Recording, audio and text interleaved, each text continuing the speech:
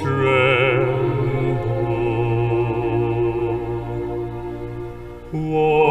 you there when they crucified my Lord?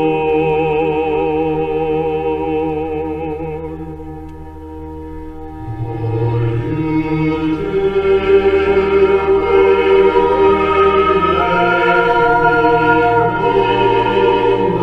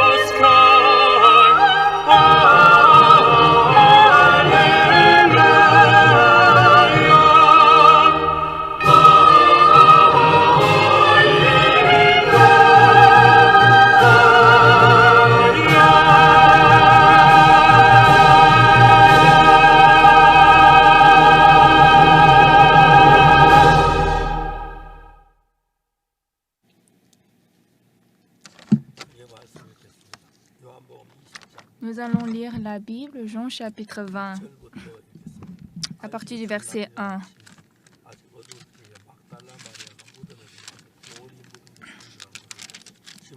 Le premier jour de la semaine, Marie de Magdala se rendit au sépulcre dès le matin, comme il faisait encore obscur, et elle vit que la pierre était ôtée du sépulcre.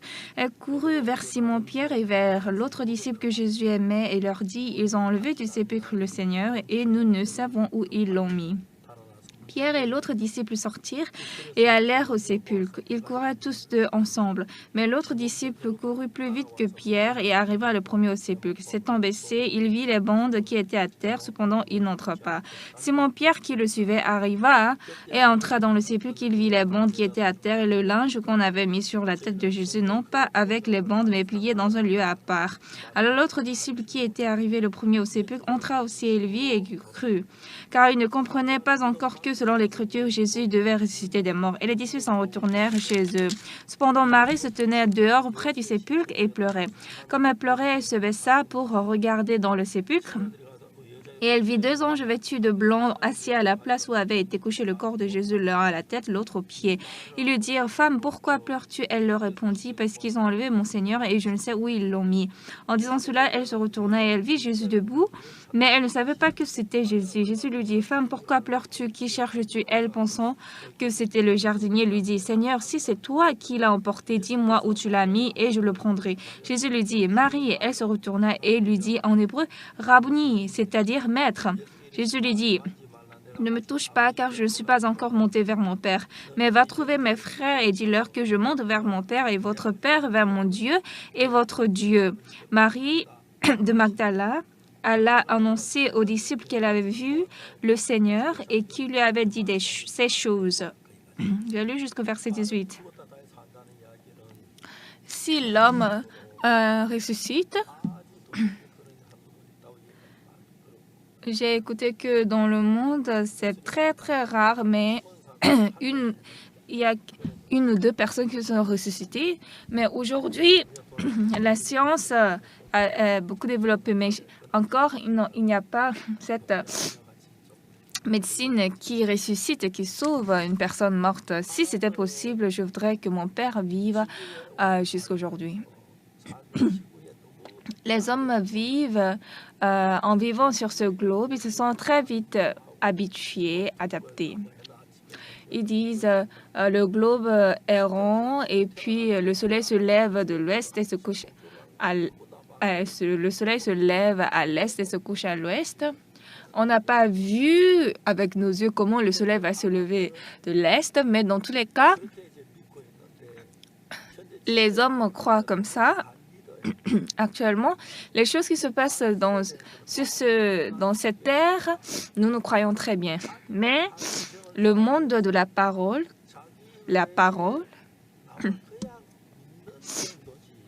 nous croyons dans notre vie jusqu'à présent, on a cru une autre personne juste qui est différente de moi, juste apparemment, mais en réalité, on n'a pas cru quelque chose entièrement.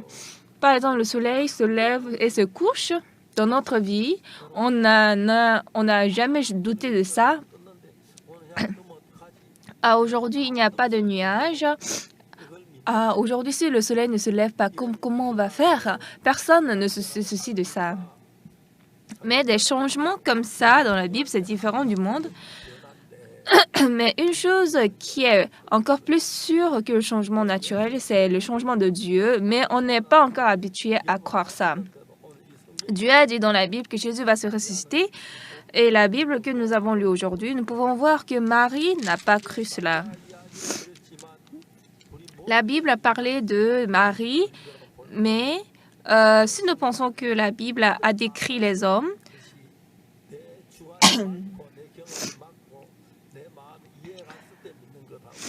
entre croire quelque chose qui est conforme à ma pensée ou conforme à mes idées, on veut croire, sinon on ne veut pas croire. Mais en croyant Jésus, une chose que nous savons, c'est quoi? Même si ça, c'est une chose totalement impossible, si c'est la parole de Jésus, ça, c'est la vérité. On doit croire comme ça.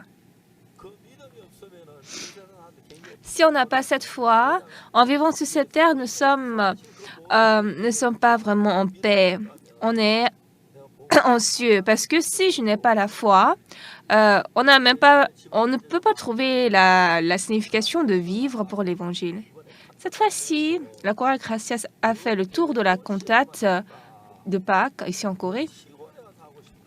En fait, on a fait la cantate dans de très grandes villes seulement, mais on va aller aussi au village. Donc, on a visité les villages. Après la cantate de la chorale, j'ai prêché la parole et puis les gens étaient très reconnaissants.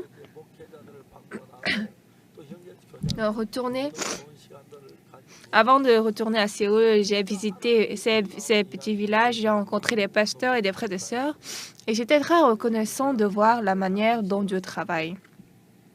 Une fois, un frère est décédé et je suis allée à ce funérailles. Il était 7 ans plus âgé que moi. Moi, j'ai 80 ans, il a 87 ans. Donc, quand je suis allée voir son visage était bleu. Je ne pouvais que le voir par la photo.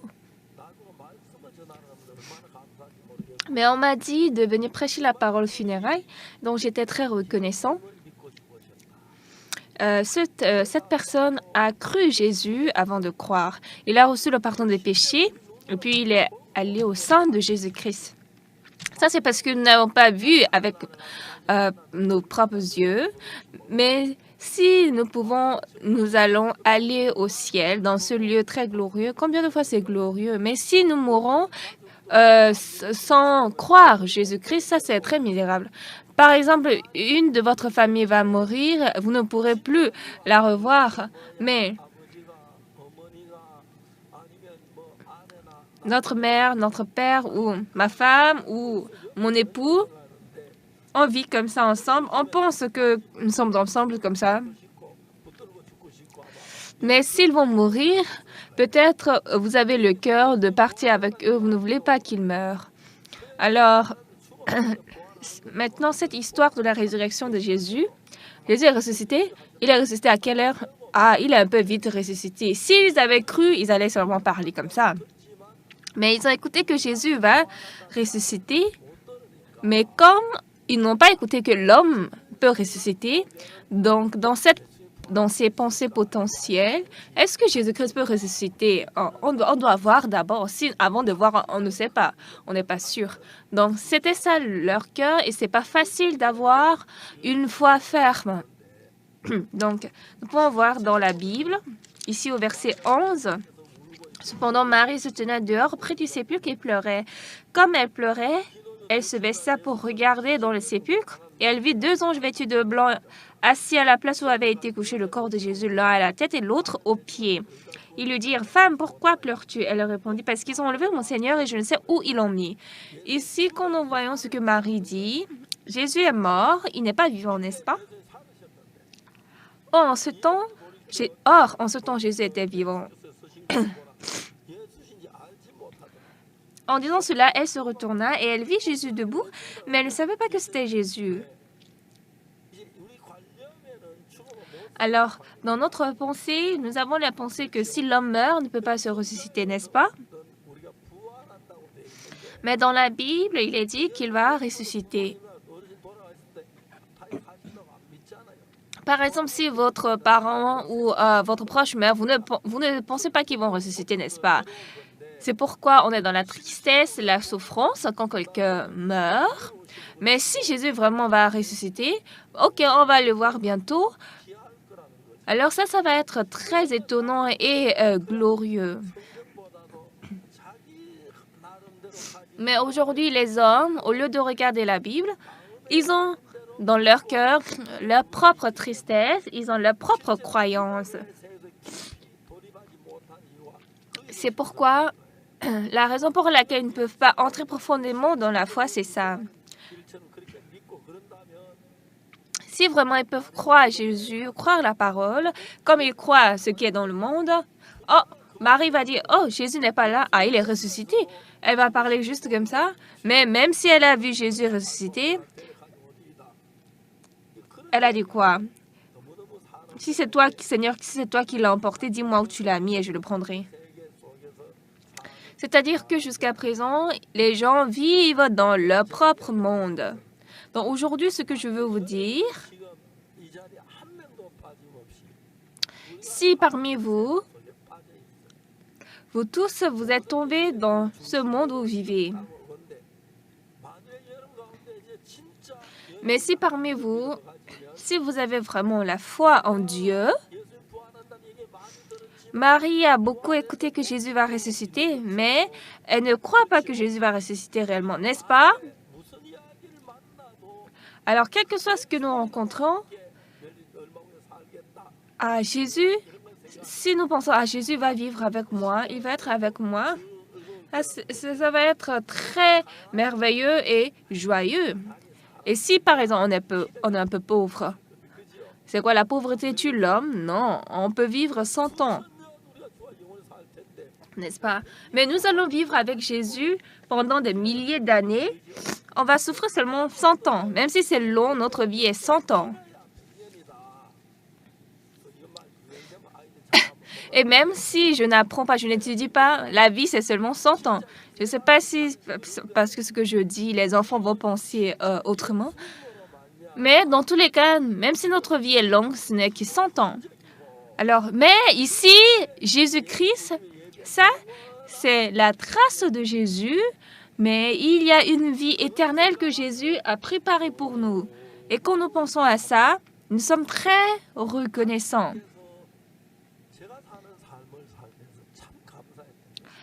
Dans la vie que j'ai vécue, j'étais très reconnaissant. À Sansan, en allant à l'église presbytérienne, j'avais reçu le salut. En fréquentant l'église presbytérienne avec mes amis, on était allés dans les plantations d'autrui. Nous avons cueilli des pommes, des plaquemines. On a commis des péchés, et des péchés enfantins, comme on dit. Et ces péchés pressaient beaucoup mon cœur. Donc, je me suis beaucoup efforcée à recevoir le pardon des péchés. Mais un jour, j'ai lu Genèse, Exode, Lévitique, Nombre, Deutéronome, etc. Et j'ai lu Lévitique chapitre 4 et j'étais très choquée. Ici, on parle du pardon des péchés. Dans notre église, tout le monde, les pasteurs, les anciens disent qu'ils sont pécheurs. Seigneur, ce pauvre pécheur, ce sale pécheur, prie pour toi, prie à toi, lave mes péchés. C'est ce qu'ils disent. Mais en lisant la Bible, j'ai découvert que mes péchés sont lavés. Et ça, c'était très merveilleux. J'ai lu exactement la Bible, Lévitique chapitre 4, qui a parlé du sacrifice expiatoire. Autrement, on a seulement appris « repentez-vous ». Donc, Seigneur Jésus, Dieu, j'ai volé, pardonne-moi. Ça, c'est la repentance. Mais c'est de cette manière que nous avons vécu la vie spirituelle. Quand nous mentons, Dieu, j'ai menti, pardonne-moi. Mais quand j'ai lu la Bible, j'ai découvert que Jésus-Christ avait péché, et ça, c'est une vérité ferme. Et puis, j'ai lu la Bible, ce qui était étonnant, car tous ont péché et sont privés de la gloire de Dieu. Et ils sont gratuitement justifiés par sa grâce, par le moyen de la rédemption qui est en Jésus-Christ. Bien-aimés, ici, ce que nous pouvons voir, ce qui est très merveilleux, c'est car tous ont péché, n'est-ce pas? Tous ont péché et ils sont gratuitement justifiés par sa grâce, par le moyen de la rédemption qui est en Jésus-Christ. C'est pourquoi nous sommes justes. Est-ce qu'on a besoin de dire autre chose? Ah, je suis justifié. Et moi, j'ai cru cette parole.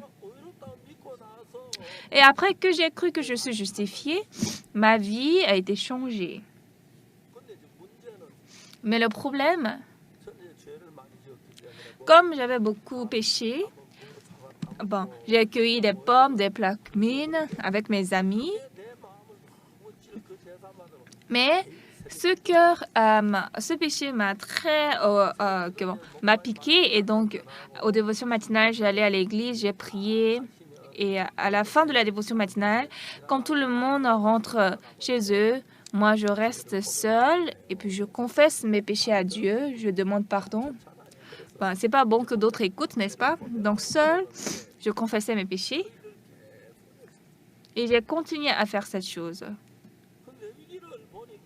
Mais quand j'ai lu Lévitique chapitre 4, lorsqu'un sacrificateur qui a été oint a péché, on nous parle exactement comment il faut laver ses péchés.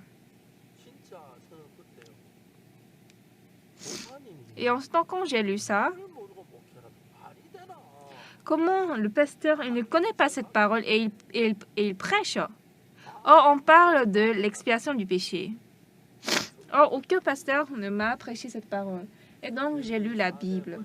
Dans Lévitique chapitre 4, lorsqu'un sacrificateur a péché, comment on lavait son péché? Lorsque toute l'assemblée d'Israël a péché, lorsqu'un chef de tribu a péché, comment on lavait ses péchés? Lorsque quelqu'un du peuple a péché, comment on lavait ses péchés? Donc, j'ai lu cette parole.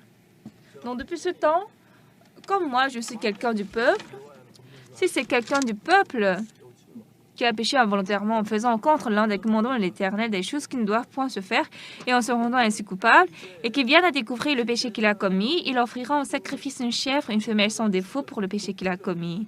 Et puis le sacrificateur tue, égorge cette chèvre, cet animal, et passe son sang sur les cornes de l'autel. Pourquoi?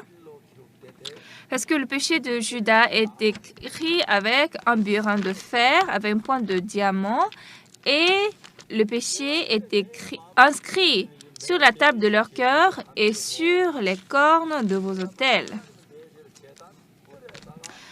Moi, je grave mes péchés sur la table de mon cœur, mais Dieu, il grave sur les cornes des autels qui sont au ciel. Alors, quand j'ai lu plus en détail la Bible, dans Lévitique 4, si c'est quelqu'un du peuple qui a péché involontairement en faisant contre l'un des commandements de l'Éternel des choses qui ne doivent point se faire et en se rendant ainsi coupable, qu'il vienne à découvrir le péché qu'il a commis, il offrira en sacrifice une chèvre, une femelle sans défaut pour le péché qu'il a commis. Donc le sacrificateur prendra avec son doigt du sang de la victime, il en mettra sur les cornes de l'autel des holocaustes. Donc ça veut dire quoi? Dieu a gravé nos péchés sur les cornes des autels. Pourquoi? Parce que le péché de Judas est écrit avec un burin de fer, avec une pointe de diamant. Il est gravé sur la table de leur cœur et sur les cornes de vos autels. Donc, le péché qui est sur la table de notre cœur,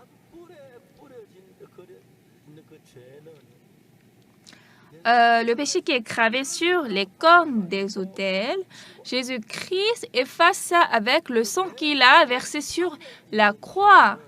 Mais le péché qui est sur la table de mon cœur, je l'efface par la foi. Donc, il y a deux choses. Il y a deux endroits. Un péché qui est sur les cornes des autels, c'est le sang de la croix qui est passé sur ce péché et donc ce sang couvre le péché. Mais le péché qui est sur la table de notre cœur, c'est par la foi. Par la foi, je reçois le pardon des péchés. Alors, c'est très certain que j'ai reçu le pardon des péchés, c'est certain. Et ça, c'était très étonnant. Alors, pourquoi Jésus est ressuscité? Dieu a envoyé Jésus sur cette terre pour qu'il meure pour nos péchés.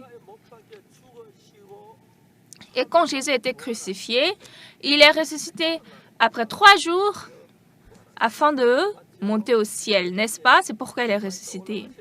Et puis, après quelque temps, il est monté au ciel. Ce qui est important, Jésus-Christ est ressuscité et puis Jésus-Christ a été crucifié et ressuscité pour nous. Et ça, c'est pour prouver que nos péchés ont été lavés. Vous comprenez? Et donc, il passe le sang sur les cornes des autels parce que notre péché est gravé sur les cornes des autels. Le péché de Judas est écrit avec un burin de fer, avec une pointe de diamant. Il est gravé sur la table de leur cœur et sur les cornes de vos autels. Donc notre péché est gravé en deux endroits. Le péché qui est gravé sur les cornes des autels des holocaustes, c'est avec le sang de la chèvre qu'on efface ce péché. Mais le péché qui est gravé sur la table de notre cœur, c'est par la foi. La foi que Jésus-Christ a lavé mes péchés. Donc cette foi efface notre péché qui est sur la table de notre cœur. Mais si je ne crois pas que Jésus a lavé mes péchés, ça veut dire que mes péchés restent toujours. Mais le péché est gravé en deux endroits. L'un sur la table de leur cœur et l'autre sur les cornes des autels. Il est gravé sur la table de leur cœur et sur les cornes de vos autels. Donc, le péché qui était gravé sur les cornes des autels, on a effacé avec le sang de Jésus. Mais le péché qui est dans mon cœur, quand je crois que le sang de la croix a lavé le péché, quand je crois ça, maintenant, il n'y a plus de péché dans mon cœur. Même si je me rappelle de mon péché, c'est déjà lavé. C'est ce qui est écrit dans la Bible. Donc, après que Jésus est ressuscité, il est mort sur la croix. Si nous finissons comme ça, nous ne pouvons pas connaître sa résurrection. Donc, nous devons rencontrer Jésus-Christ qui est ressuscité pour connaître réellement que Jésus est ressuscité. Jésus est mort, il est ressuscité. Mais il est où? Je ne sais pas. Alors là, on ne peut pas dire qu'il est ressuscité. Mais ce que la Bible a écrit, non seulement la Bible a écrit que Jésus est mort sur la croix, mais ils ont écrit en détail comment Jésus est ressuscité après sa mort. Jésus a rencontré Marie, Jésus a rencontré les disciples, et à la fin, avant que Jésus ne monte au ciel, Jésus a rencontré les gens avant de monter au ciel, n'est-ce pas? Donc, ces rencontres, on sait que Jésus est mort sur la croix, mais on ne connaissait pas sa résurrection. Mais nous avons les gens qui ont rencontré Jésus qui est ressuscité, et en le rencontrant, en l'écoutant, ils connaissent maintenant comment Jésus est mort et est ressuscité. Et puis Jésus il a monté au ciel. Les disciples ont vu Jésus qui a monté au ciel. Alors, en regardant ça, nous croyons maintenant véritablement. Alors, dans ce monde, il y a des choses possibles, mais également des choses impossibles. Une fois, il y avait un frère, il a travaillé en Afrique et puis il a été piqué par le scorpion. Une fois la nuit, en dormant, il s'est réveillé et puis c'était comme si quelqu'un l'a piqué avec une aiguille. Il a dit « Ah !» et puis il s'est réveillé. Il s'est réveillé, et ils ont allumé la lumière, mais ils n'ont rien vu. C'est quoi? Puis le lendemain, le frère s'est réveillé. Il a dit « Hier, quand je dormais, c'était comme si quelqu'un m'a piqué avec une aiguille. » Et puis un autre frère lui a dit « Ça doit être un scorpion. Ça doit être un scorpion. » Et ne rigole pas. Comment il peut y avoir un scorpion dans notre chambre? On avait fermé notre chambre hier. Mais après quelque temps, le frère a dit qu'il ne se sent pas bien. Et un après-midi, il a dit je vais aller aux toilettes, d'accord? Et avant, à quelques mètres de toilette, il est tombé évanoui. Donc les autres ont couru, ils l'ont vu et il était en train de mourir. Il était en train de mourir. Et ils l'ont giflé en disant « Réveille-toi, réveille-toi !» Mais il ne bougeait pas. Ils sont allés à l'hôpital. Les docteurs ont dit « Non, il est déjà mort. Il faut le ramener. » « Non, est-ce que vous ne pouvez pas nous aider? » Non, cet homme est piqué par le scorpion. Même bien qu'il vient à l'instant où il a été piqué, on n'est pas sûr qu'il va vivre. Mais pourquoi vous l'avez amené maintenant? Ça a déjà fait plus d'une dizaine d'heures qu'il a été piqué. Non, non, non. Nous disons, nous ne pouvons rien faire pour lui. Donc, ils sont allés dans un autre hôpital. Donc, ils ont supplié. Ils ont dit, est-ce que vous ne pouvez pas nous aider? Même s'il meurt, est-ce que vous ne pouvez pas nous aider? Donc, on l'a donné une injection. Et puis moi aussi, j'ai écouté cette nouvelle que le frère est piqué par le scorpion et puis il est en train de mourir. Donc, j'ai écouté cette nouvelle. Le pasteur de la branche m'a appelé, il a dit « Pasteur, Choi-Yuan est en train de mourir, en train de mourir. » En pleurant, il m'a dit. Donc, j'ai dit « tu peux parler un peu calmement? Qu'est-ce que tu dis? » « Oui, Choi-Yuan, il est en train de mourir. » Et le docteur là-bas a dit qu'il n'y a pas d'espoir, il ne peut pas vivre. Donc, j'ai un peu réfléchi. Notre Dieu est vivant. Donc, j'ai prié à Dieu. Je peux pas l'envoyer des médicaments de docteur. Il est presque à la mort.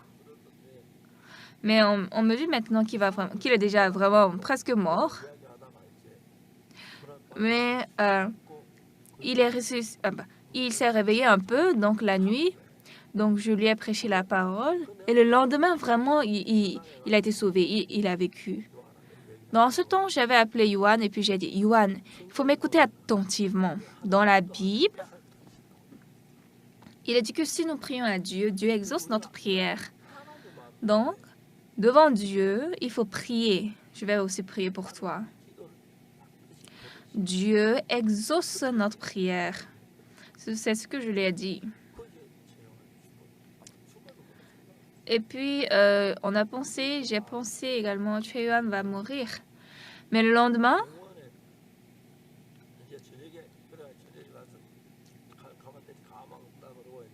ils sont allés le soir à l'hôpital et puis on a dit qu'il n'a pas l'espoir de vivre. Donc, on l'a mis sur le lit de l'hôpital et puis lui, il a dormi. Donc, vers l'aube, que l'infirmière a pensé à Choi-Yuan, cet homme il serait déjà mort. Et donc, elle est allée dans la salle pour enlever le cadavre. Mais quand elle est arrivée dans la salle, elle a vu cet homme qui est en train de dormir en ronflant. Et il est devenu plus fort qu'hier. Donc, l'infirmière a réveillé le docteur. « Docteur, venez ici. »« Et c'est quoi, infirmière, c'est quoi? Regardez ici, là. » Cet homme est en train de dormir en ronflant. Il vit. « Hey, infirmière, quel médicament tu as utilisé? Qu'est-ce que tu as fait? » « Je n'ai rien fait. Mais c'est ce qui est arrivé. » Donc, le lendemain matin, le docteur est venu voir. Et maintenant, le docteur, lui, il doit écrire. Mais il ne sait pas ce qu'il va écrire. Et le frère a dit, il faut écrire, Dieu a travaillé. Donc, aujourd'hui, ce frère, il vit très bien. Il est à LA. Il a enfanté des enfants. Je pense qu'il a enfanté beaucoup. Peut-être il a pensé, je suis ressuscité, je vais avoir beaucoup d'enfants. Nous vivons dans notre centre. Donc, vous vivez en suivant votre pensée et ce qui est bon pour vous et ce qui est conforme à vous. Mais si votre pensée quitte vous-même et puis entre dans le monde du Seigneur, quand Jésus est ressuscité, en ce temps aussi, les gens n'ont pas bien cru, n'est-ce pas? Pourquoi? Parce que nous et Jésus, nous sommes très différents. Mais Jésus, nous croyons que Jésus nous a vraiment sauvés du péché, mais Jésus est ressuscité, ça, nous ne croyons pas ça correctement. Donc, nous voulons avoir la foi dans notre monde de pensée, mais il faut sortir de notre pensée et avoir la foi dans le monde de Jésus. Là, nous pouvons avoir une vraie croissance spirituelle. Mais ici, dans la Bible, Marie a rencontré Jésus au verset 13. Il lui dit, « Femme, pourquoi pleures-tu » Elle répondit, « Parce qu'ils ont enlevé mon Seigneur et je ne sais où ils l'ont mis. » En disant cela, elle se retourna et elle vit Jésus debout. Mais elle ne savait pas que c'était Jésus. Jésus lui dit, « Femme, pourquoi pleures-tu? Qui cherches-tu » Elle, pensant que c'était le jardinier, lui dit, « Seigneur, si c'est toi qui l'as emporté, dis-moi où tu l'as mis et je le prendrai. »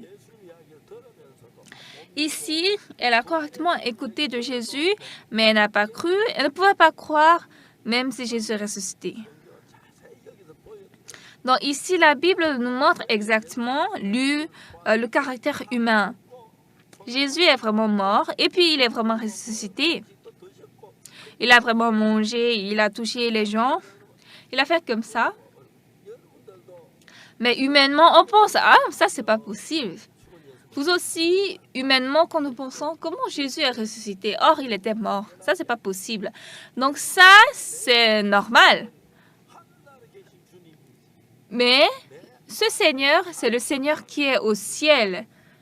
Mais nous, si nous pouvons croire Jésus, le Seigneur qui est vraiment vivant en nous, alors votre vie va réellement changer. Vous allez vraiment être reconnaissant, vous allez croire Jésus va exaucer ma prière. Mais jusqu'à présent, nous sommes dans le monde humain. Et bien qu'on croit que Jésus est ressuscité, et bien qu'on croit que Jésus a lavé mes péchés, mais si nous pouvons croire spirituellement cela, il y a toujours des gens qui n'ont pas cette foi. Il y a également beaucoup de gens qui sont attirés par la situation. Mais Jésus-Christ est mort sur la croix, il est ressuscité en 3 jours. Et puis Marie, elle a vu la résurrection de Jésus, mais si elle ne pouvait pas croire ça, alors nous, humains, nous sommes comme ça. Alors nous avons décidé de croire la Bible, et en croyant la parole de la Bible, le sang de Jésus à la croix a lavé mes péchés. Si nous avons une foi certaine en cela, moi aussi, comme Jésus, une fois je vais mourir, cependant je vais ressusciter et puis je vais vivre éternellement avec lui. Ça, combien de fois c'est merveilleux. Une fois encore, nous croyons Dieu qui est omnipotent et qui vit qui vit au ciel éternel, mais nous sommes sur cette terre dans le monde des hommes. Mais si nous pouvons aller un peu plus loin, nous pouvons aller dans le monde de Dieu. Marie, si elle avait cru ça, elle allait immédiatement connaître que Jésus est ressuscité. Mais même en regardant Jésus, elle ne sait pas qui est lui. Seigneur, si c'est toi qui l'as emporté, dis-moi où tu l'as mis et je le prendrai. Là, ici, nous pouvons connaître réellement le caractère humain. Vous aussi, vous croyez bien des choses des choses que vous êtes habitués. Est-ce que vraiment Jésus est ressuscité? Est-ce que ça c'est vrai? Il y a même beaucoup de gens qui ne croient pas à la résurrection de Jésus, n'est-ce pas? Mais ça, c'est l'instinct humain. C'est la nature humaine. Ici, ce qui est clair, nous devons croire la Bible. Quelle que soit ma pensée, la Bible est la vérité et puis la parole de Dieu est la vérité. Alors, quelle que soit ma pensée, ça, c'est pas possible. Une telle chose ne doit pas exister.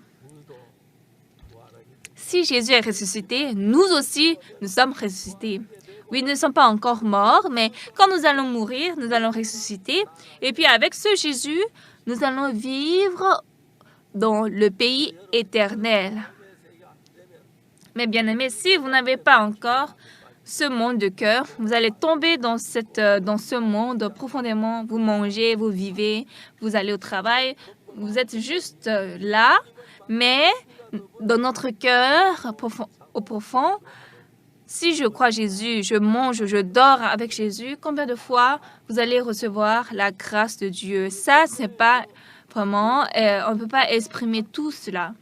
Dans la Bible, comme Jésus, de la même manière, nous allons ressusciter. Mais cette chair qui appartient à ce corps qui appartient à cette chair va quitter, va périr.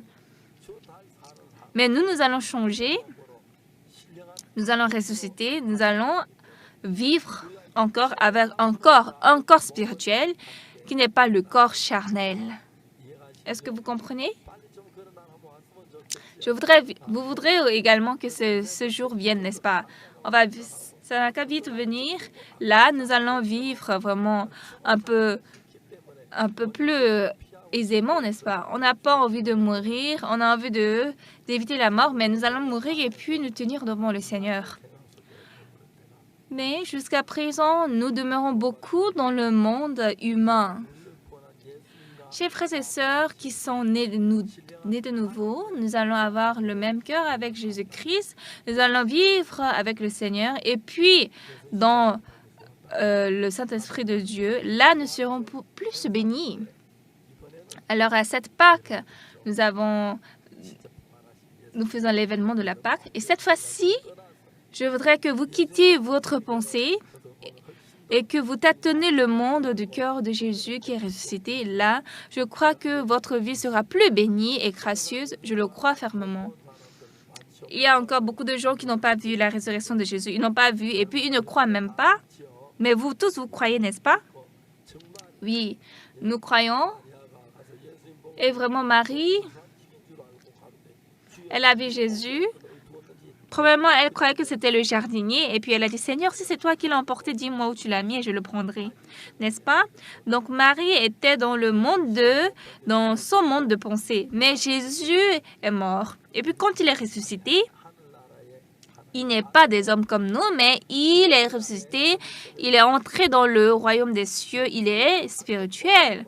Alors nous aussi, nous, avec la même image comme Jésus, n'allons pas vieillir, n'allons pas mourir, n'avons pas besoin de passer des crèmes de désoxydation, n'est-ce pas? Mais ce qui est important, votre cœur est trop proche à la chair. Donc, un peu, éloignez-vous quelques pas de votre chair. Nous allons vivre spirituellement et puis nous allons vivre dans le monde du cœur du Seigneur. Là, votre vie sera plus bénie, plus gracieuse. Et puis, je crois que vous obtiendrez de grâces précieuses de Dieu. Merci, je vais prier. Père Dieu très saint, nous te remercions. Seigneur, tu es mort pour nous, tu as été crucifié et puis tu es ressuscité en 3 jours. Et quand nous pensons que tu vis pour toujours, nous sommes reconnaissants. Nous aussi, bientôt, nous allons porter le même corps comme Jésus et nous allons vivre dans ce monde éternel. Lorsque nous pensons à ça, nous sommes très reconnaissants. Cependant, comme nous avons toujours la chair, nous pensons des choses charnelles, nous sommes charnels. Cependant, Dieu, conduit-nous dans le monde de la foi. Et puis, nous te demandons que nous louons et nous glorifions le Seigneur Jésus. Donne-nous vraiment ce cœur. Enlève nos manquements. Et puis, chaque membre de famille et de parenté et de proches, nous te demandons qu'il retourne à toi. Dieu, accorde-nous la grâce. Nous te demandons que tous, notre famille, reçoivent le salut et puis donne-nous une bénédiction éternelle. Seigneur, l'homme est né et nous vivons jusqu'à 70, 80 ans. Nous mourrons, ça, c'est pas la fin, mais nous avons un monde éternel qui nous attend. Si cette vie va finir après notre mort, combien de fois la vie est triste et souffrante, mais merci Dieu de nous avoir donné une vie éternelle. Et nous te demandons que nous laissons notre cœur dans le monde éternel et non ce monde de temps. Et puis bénis-nous, chacun de notre membre d'Église. Nous demandons que nous marchions avec le Seigneur. Nous ayons le même cœur avec toi, Seigneur. Nous te remercions et puis nous avons prié au nom de Jésus-Christ. Amen.